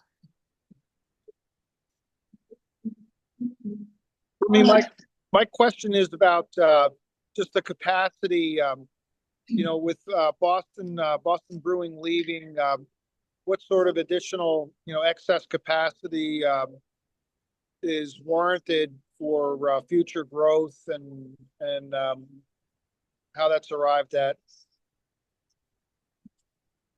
So I think I'm going to ask AJ if you have memory of what the excess capacity is post Boston Beer. That was about 1 million gallons. That's what I recall as well. Yeah. So the 1 million gallons, if you recall, I'll just flip back to it real quick because it's visually to me, it's makes some sense. We're taking the 6 aeration decks and reducing it to 4 because that's what's needed for the current flows and loads that would be reduced by Boston Beer leaving these 2 aeration decks open. AECOM had estimated about 1 million gallons of capacity available. One of the things that we have in play here is Dr. Pepper is only 50% built out. They're at about 400,000 gallons per day now. So they could be looking for opportunity to expand. This would give them the opportunity to expand. They'd have to buy into it, but we do think there's some capacity for expansion. I don't know if that answers your question, Peter.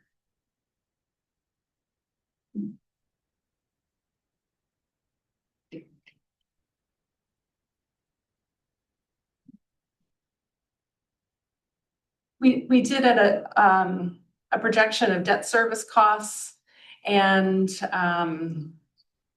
that was based on the project timing that I showed previously. So assuming we're using Penvest financing, that's the assumptions here on this sheet. So how that flows into the projection over time is shown here. The big assumption here is that $10 million of upfront capital contributions can be achieved by these municipal partnerships. That seems to be a figure that is reasonable based on conversations we're having with Upper Macungie Township and the county. But we need to have those commitments. You know, these are not real numbers until we know that we have those commitments.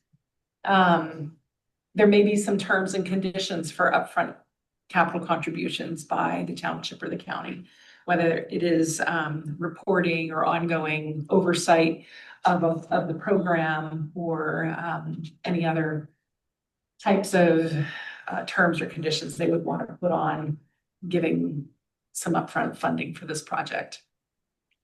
Ask another question. So when the plant was originally built, I assume the county did a bond issue and they paid for it. They're not interested in funding the necessary improvements at this time around, because we're sort of, that place was built, it was developed in a certain way, and it is what it is. It's like a necessary evil. So Yeah. they're not interested in coming back for a second round at this point. They are not. They are willing to entertain a modest upfront contribution to help offset costs for recognizing the regional benefit of this facility. But in terms of full buy-in for a rebuild on the plant, they're not interested in that. So that's been an ongoing conversation with them for the past 3 years. Should they be? You know, it's difficult to say, Ted. I feel as though there's a lot of regional benefit to this facility that we can't capture just through super rates. And I'll use the hauler program as the best example. I should have put a map in here for that. We have a map that shows where all the hauled waste is coming from to this facility. And it's all over Lehigh County, Northampton County, Carbon County, and all the surrounding counties have haulers that are coming to our facility. I can't recover that through sewer rates. It's really the benefit to the region of having a good functioning septic system and having a place for haulers to bring their waste. So there's that. There's the jobs that are created by these facilities. Not all of the people that work at Boston Beer, for example, live in Upper Macungie Township. In fact, a lot of them live in Allentown or Lower Macungie Township or, other places. Very significant portion of those people live in Allentown. Workers for Coca-Cola, Dr. Pepper, example.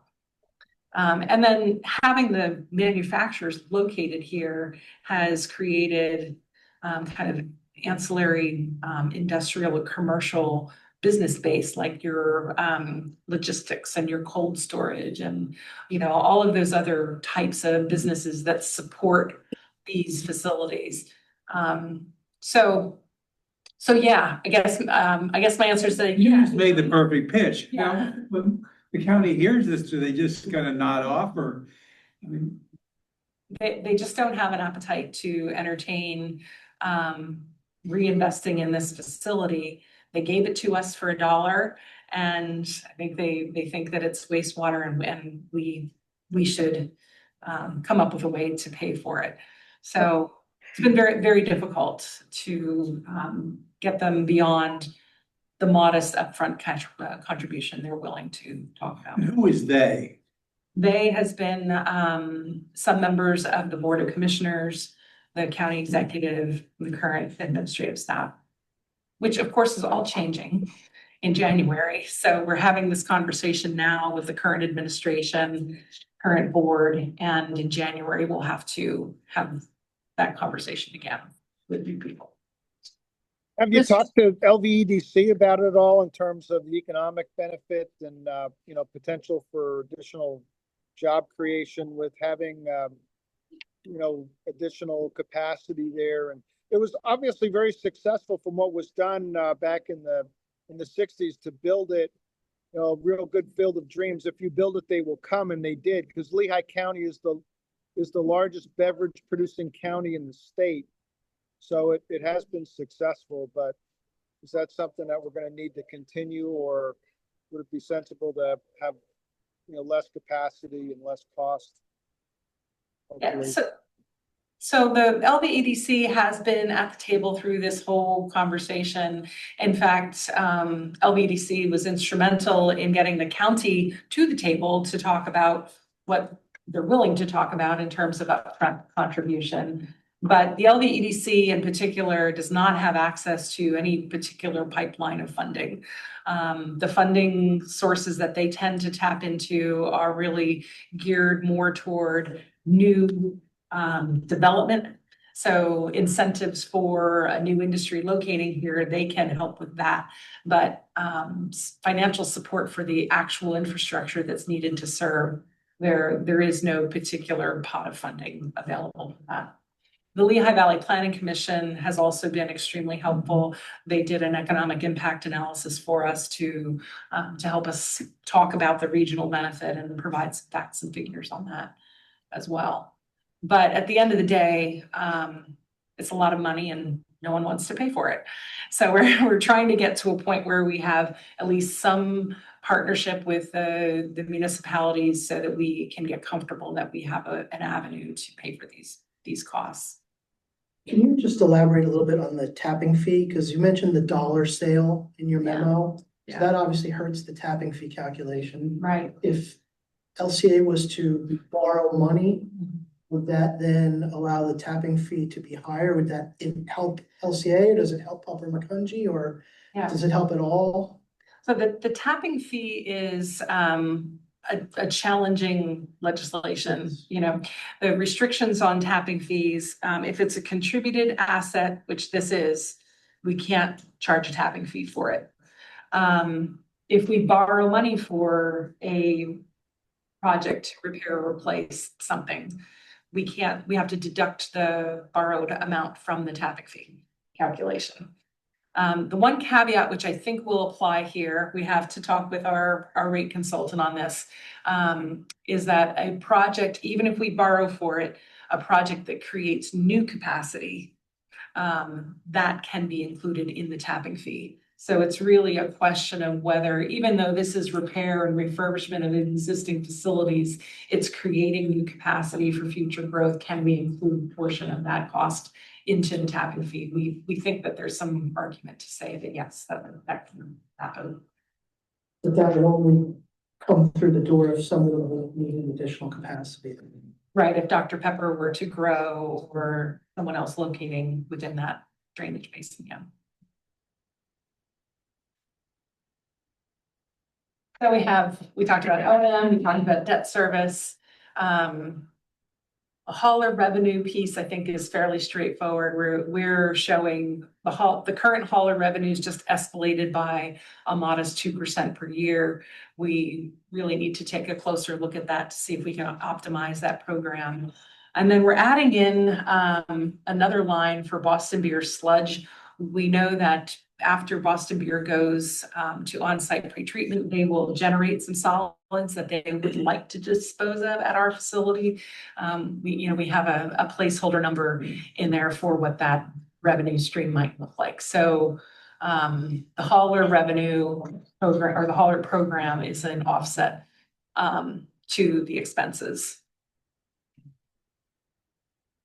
Lisa, going back to Lehigh County, Yeah. how much money are they indicated they may be willing to upfront for? So the township and the county are kind of working off each other. And their commitments will probably be equal. We're pretty close to each other. They're both talking about $5 million each. So that's where I got the number of 10 million total. These are ongoing conversations, so it could be more, it could be less, it could be zero, as we get through it. When do you have to find all this out? January. That's, I know, these conversations have been going on for quite a few months now. The township is actively looking at our engineering study and trying to get comfortable with it. And we're hoping that they will bring it to their board in January. Working with the county, because of the change or the transition, political transition, we're working with the current administration for some action to lay the financial structure for an allocation of funds to LCA. Actually, this week, potentially, it might be on their agenda. And then in January to come back and say, now that the financial structure is in place, let's talk about the specifics around this contribution and come up with an agreement to transfer some to LCA. But this is all subject to their boards and elected officials having the conversation and becoming comfortable with it. And we've been working on it for quite a few months now. So what was the revenue for the wastewater hauler, let's say 2000 this year, to 25 or 24? Let me go back 2.8 in 2024. So we So- have increased the prices already this year, or? Chuck, Not this year. thought we made the adjustment to the holding water and the. Yes, that was adjusted about 2 years ago, I believe, the holding tank versus septic tanks. So they do look at it every couple of years to make some adjustments. This is 2027. So between 2024 to 2027, showing some modest increase. I think we're at right around 3 million for 2025. Close to, yeah. Because most of these haulers, if we don't take them, they have to drive a long way. There's a lot of cost associated with that. Have we calculated that cost and included, do we have any price elasticity that they move, raise the prices? We have some good information about where other plants are located, where they could go to. And, folks more on the western end of our radius could go to Harrisburg or Hershey. They could go down to Chester or Delaware County. They could go to New Jersey. They could go up to Hazleton. So there are other locations kind of in that hour and a half type of radius. It's really the ones that are much more local. It would cost them a lot more to go other places. Have we calculated the cost, I don't know, per pound of using, the waste? I'm just trying to see, what is the cost versus of revenue? Are we the total after the cost of operating the plant, are we making $1 million, or are we making actually at 3 million that we have, 2.5 million of that is all net profit For the hauler program? for the hauler program? Yeah. And from the storage, energy consumption, and all of that put them together. I know it's very difficult to do that, but I'm just trying to say, have we done the back of envelope? Is this a really profitable business or not? So I don't have those figures to share with you today, but I know that the hauler program itself is a net positive financially by a significant amount until you add debt service in. So from an operations standpoint, the cost to operate and the removal of the loads from the hauled waste, we're receiving a significant financial benefit from the hauler program. It's when you add the debt service in for the facilities that it starts to not be as profitable. And, the debt service you added for 20 years, right? That's a risk, right? If somebody decided that in 5 years Coca-Cola is gonna move out. Suddenly, you have a challenge. It is why we are not considering 10 years instead of 20 years. I know the number is gonna be much higher, but just for security, that we are collecting those money more upfront rather than, 20 years. So, we can look at that for sure. I think it's really where we are with the conversation with the Upper Macungie Township and the rest of the Western Lehigh communities, however, is, we'll see in a slide or two, rather than having these direct relationships with the industries where there is a lot of risk, instead folding it into how we charge the townships. And then they can spread it to their customer base and kind of go with the ebbs and flows of the customers moving in and moving out. So from that perspective, though, the municipalities would likely prefer a little bit longer of a financing period. Thank you. Oh, not there in one slide.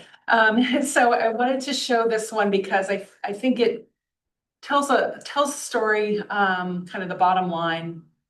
The Western Lehigh municipalities, so that's 7 communities: Upper and Lower Macungie Township, Weisenberg and Low Hill Township, Upper Milford Township, and the boroughs of Macungie and Albertus. They are already paying what's called an excess removal credit to the pretreatment plant that recognizes the value of the pretreatment plant treating the incoming industrial waste to such a low level, to that 25 milligrams per liter. That results in savings in our bill from the city and allows industrial growth to happen anywhere in the Western Lehigh community for the most part. So there's, not to get into the weeds of the calculation, there's a contractual methodology to calculate this excess removal credit. So from 2020 through 2024, showing what they actually paid these municipalities as a total, and then estimated for 2025 and budgeted for 2026. So you can see they're paying $2.5 to $3 million in these excess removal credits now.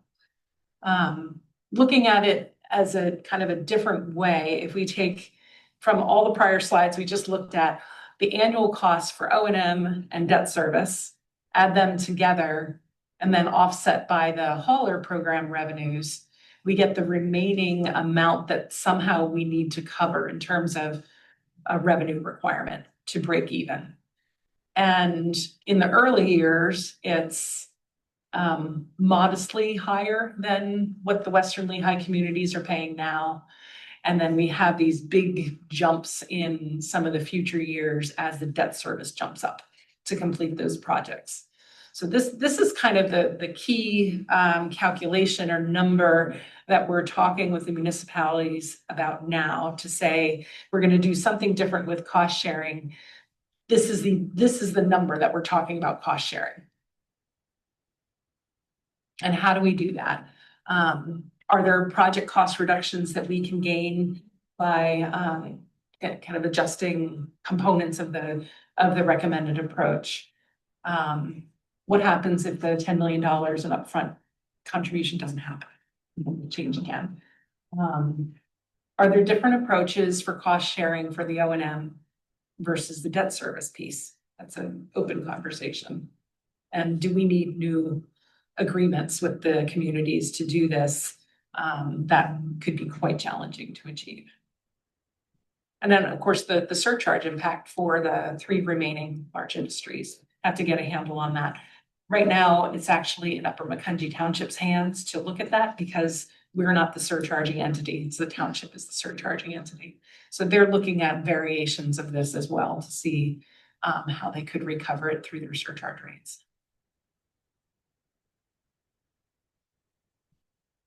It's a complicated set of decisions.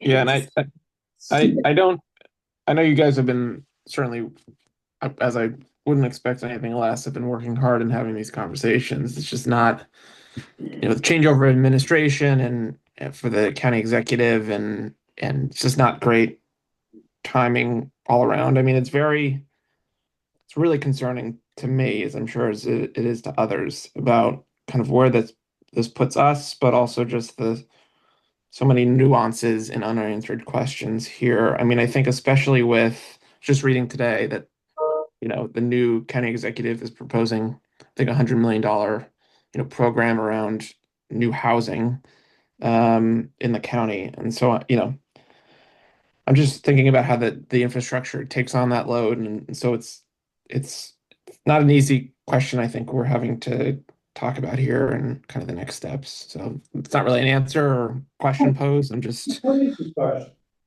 Well, today this is just discussion. Yeah. And trying to get us comfortable with the exploration that we're doing with the municipalities, right? So all of these questions in these various boxes are the things that we're trying to answer now. If we can answer them, and if we have the municipal entities able to take action to approve an upfront contribution or to agree to negotiate a new cost sharing agreement, is all of that enough for us to say we have a project that we can move forward on? Because that's really what our goal is to have a viable project that we can approve design funding for, or that we can give a permit to Boston Beer and say, this is what they're designing to. All of that is can't really get started with all of that technical work until we know or have the comfort that we have a way to pay for it. That's what we're trying to get to. By January. Yeah. That seems more unrealistic every time I say it. But I will say that the conversations have been happening, and I'll just share this one with you. There's a lot of words on here, but essentially the township supervisors in Upper Macungie Township are potentially preparing to take action in January for that upfront contribution, and potentially willing to take action in January to enter into a negotiation on cost sharing. So that happens. That's great. That's the biggest thing that we need, is an updated cost sharing approach. I mean, is there value? I know we're not looking to make a decision here, but seeing as how you have a couple things lined up with the township, potentially, action or decision, I mean, is there value from a board perspective, if we were to write a letter, or, is there anything that we as the board can do just in furthering this conversation, I guess, more rapidly that you're already having, or is there any value or weight to, I guess, our voices in the conversation apart from here? Thank you, Sean. That's I love that you're asking that. The township and the county, both the staff have fairly strong views on how is the best way to present this information to their governing bodies. And so I'm taking my lead from the township manager and from the administrative director at the county on what they think would be useful. Should I attend a meeting, or is it better if I don't attend a meeting? That kind of advice. So as I get that advice, I will share that with you all if there's something that the board could weigh in on. For the time being, both of the municipal entities are wanting to have their own review and their own opinion, and they think that will hold more weight than hearing more from me. So if that changes, then I'll let you know. Well, I guess the flip side of this is if things don't come together, then what? Yeah, I mean, I think we've said all along that this is not an LCA only decision. Yeah. Right? Because we don't have the customer base. We don't receive any real benefit. We're a nonprofit break-even kind of operation on the wastewater side. So if we don't have people who are willing to pay for this and it doesn't come together, we will not have a choice but to either drastically reduce what service we're providing or shut the facility down. And that has significant regional consequences, and we need to be prepared to talk about that. Yes. Yeah. Lisa, So- have they shared the cost? Assume everything goes okay. Now we have three remaining customers, big customers, industry customers. Have we shared with them that what is their, because their payment gonna go up, is that correct? Have we shared that potential payment with them? Do they have an option to say no, or they have to say yes with our new cost structure going forward? So I'm gonna stop sharing. This is my last slide anyway, and we can see everybody's faces, if that's okay. For the past three years, the first two of those years, really, we've been focused on trying to develop individual financing arrangements with each industry. And so we have spent a lot of time one-on-one and in small groups with these industries saying, we have a $50 million project. Coca-Cola, your share of it is X million. Dr. Pepper, your share is X million. And, or we could finance it for you and enter into a financing arrangement, and your annual cost for financing will be however much. Those conversations have pretty much been exhausted. They're not in a position to enter into those kinds of agreements. And so we've shifted into this focus of, if we can develop the regional cost sharing or the municipal partnerships that we need, then they will continue to be billed for the service through their surcharge rate. And that is a township rate. So that's where the township is spending some of its efforts right now, looking at the costs that we've provided and saying, what will our future surcharge rates need to be? And then sharing that with the industries.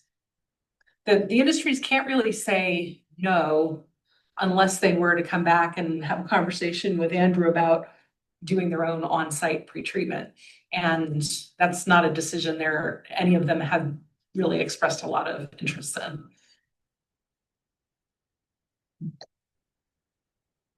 So today was really meant to be a deeper dive on the business plan side of things. We've spent time on the historical perspective, the engineering side, now looking at like, how do we pay for it and what are all the components that need to come together with these municipal partnerships. We're working as hard and as fast as we can to get some action and commitments.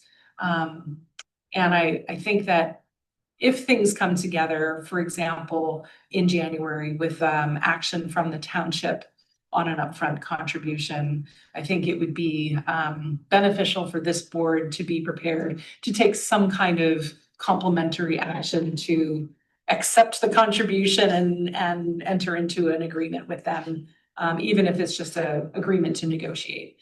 So I wanted to have this conversation to kind of get everyone thinking that way if we come back in January with that.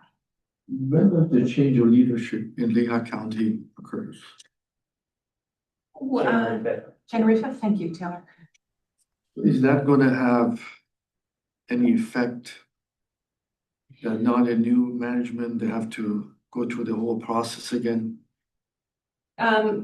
Yes, it will have an effect. The current administration is trying to lay the groundwork for the financial structure and showing where the funding could come from if they're going to approve it. They have a meeting later this week where they could take some action to put those that structure in place. The board chair is continuing.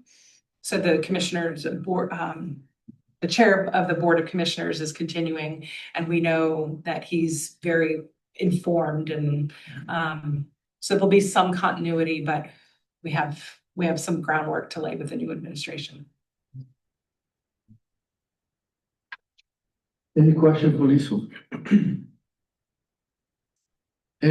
I know this has been a long journey. Yeah. And I think we're sort of closing into from where we started. We didn't know what we're going to do. At least we have a path forward.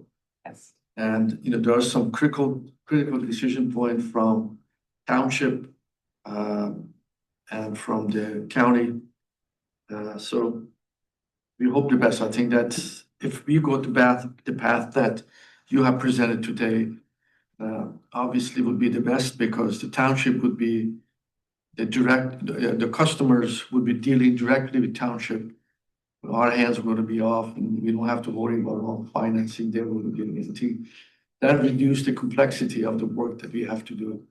And hopefully by the time that we get to that point, we have enough talent within LCA that we can manage the operations and hopefully have a better visibility on the cost and how to reduce the cost with the talented people we have in the operation and the asset management organization. Thank you again, appreciate that. Appreciate the discussion today. Okay. I think people have been for a long time for the last items on the list. I thought that was the last item, but we have another one. We're all waiting, don't worry about it.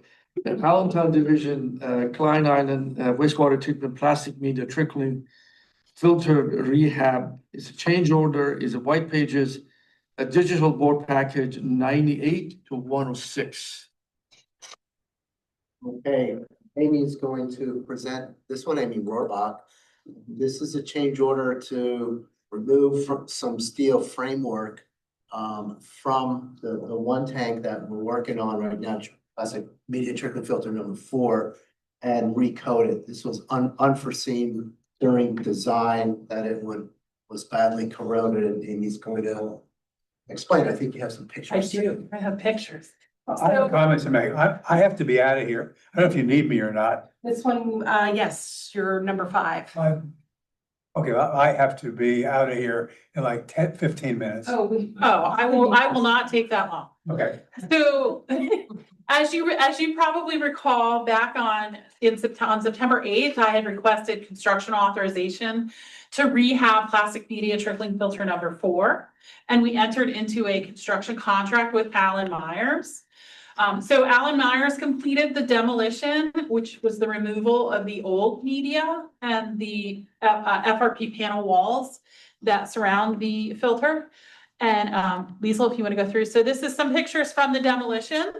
So you can see the cruiser in there, and it was a lot of manual labor. Each one of those little building blocks, the media, they had to load into that platform they built, and then the crane would lift it out of the tank and lower it down below, where if you go to the next slide, you'll see they have this big crushing, it was like a, like when you get a tree, a chipper, a shredder, that they would load the media into, and it would load into a dumpster, and it was hauled away for recycling. They actually had a recycling company that took the media. So it was quite the operation. It was pretty neat to see. So once all the media was removed, at various levels as they got down, our engineer, CHA, was on site with their structural engineer to look at the structure. And at the end, once they looked at everything, they put together a report. And that report identified some concrete repairs. And one of the big items was the steel girts that go, if you go to the next slide. So those are the radial members you can see in these pictures. There's 5 levels. And those sections on the interior face especially have some really bad corrosion. And you can kind of see in these pictures some of the really bad corroded areas. And that was determined that the majority of that was caused by the fact that that area doesn't really get to dry out. We always have water trickling through this filter, and while that FRP panel's there, it doesn't completely protect it from the moisture getting through. And so that steel is corroded more than the rest of the members. So it was CHA's recommendation to coat these members with an epoxy coating that's intended for the steel. And so we got pricing from our contractor, and they looked at repairing on site, and they looked at removing those sections and taking them off to a shop and blasting and coating them. Due to the time of year and the temperature constraints, they would need to tent the tank and do some heating, and it was very costly to be able to do it on site. So they are removing the members and taking them off site. And their painting subcontractor will be preparing all the members, sandblasting, grinding anything, and then coating with this coating. And it's a much more controlled environment. So in the end, it's a better end product and will have longer lifespan than field coating. So we received the pricing from Allen Myers of $263,142 for this work, additional work. The other concrete repairs and miscellaneous steel repairs that are needed, the majority of which we're going to do under this contract with allowances that were already built into the contract. And then there is some exterior work that we have determined is not needed to be done immediately as to get this filter back online. And we will include that in our 2026 indenture project, since we have an annual indenture project at Klein's Island. So there is a portion of the recommended repairs that we will be doing under that indenture project and not including with this contract with Allen Myers. But this change order is for the removal of those steel girts, setting them off to be coated and then reinstall them. And this work has to be done in order to be able to start installing the media. Media delivery is actually beginning this week. And we will be getting 3 truckloads a day, 5 days a week through the end of January, with the exception of about 10 days over the Christmas holiday. So it's going to be a lot of work down at Klein's Island, a lot of trucks coming in and out with the media. But we're confident we'll get all this work completed, barring approval of this change order. Any other questions or any questions? You didn't ask any. Any questions? And I'll just add, the work is very time sensitive because we have to have this trickle filter power up online in March, I believe. The substantial completion date is March 15th.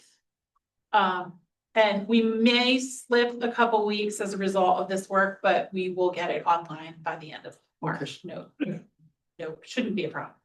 Okay, seeking approval for the amount of $263,142 for the rehab of Klein's Island wastewater treatment plant plastic media trickling filter rehab. Also move. Pete made the motion and Ted second. All in favor, say aye. Aye. Aye. Any opposed? We got the order. Thank you. Thank you. What's the order that you have? Is that correct? That we need? Yes. Thank you very much. Okay. The next thing is the monthly project that you have. Yes, the monthly project update report, all of the items that are shown in the first section report, we've already addressed, so that's good. We're giving you a little bit of a preview of January. We had some interesting topics to share with you in January about safety and software implementations.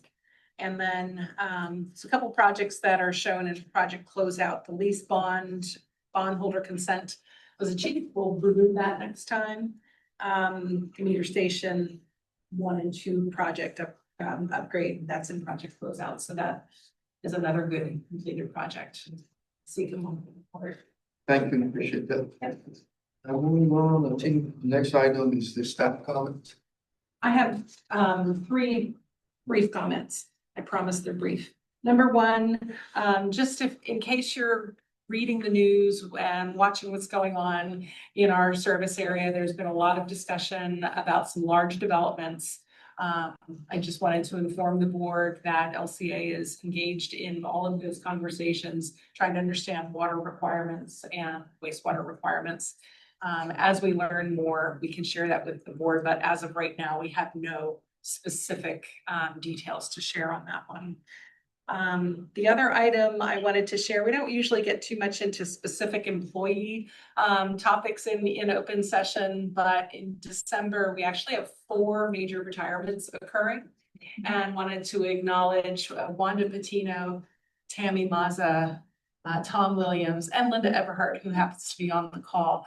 All four of these employees are long-term dedicated employees and availing themselves of our retirement benefits in December. So Thank you for the services. yes. And the last thing I have is just to wish everyone a happy holiday and thank you for everything, all the support in 2025. We'll reconvene in 2026. Thank you, Lucy. Likewise. I just join with Lisa in wishing everyone a happy holiday, nothing but more. Thank you, appreciate that. Any public comment? No, thank you, Amir. Thank you, Jenny. Any board member comment? Just happy holidays. Thank you, Sean. Well, team meeting adjourned. You guys have a very happy holiday and a safe holiday. See you guys next year. Both meeting adjourned. Thanks, everyone.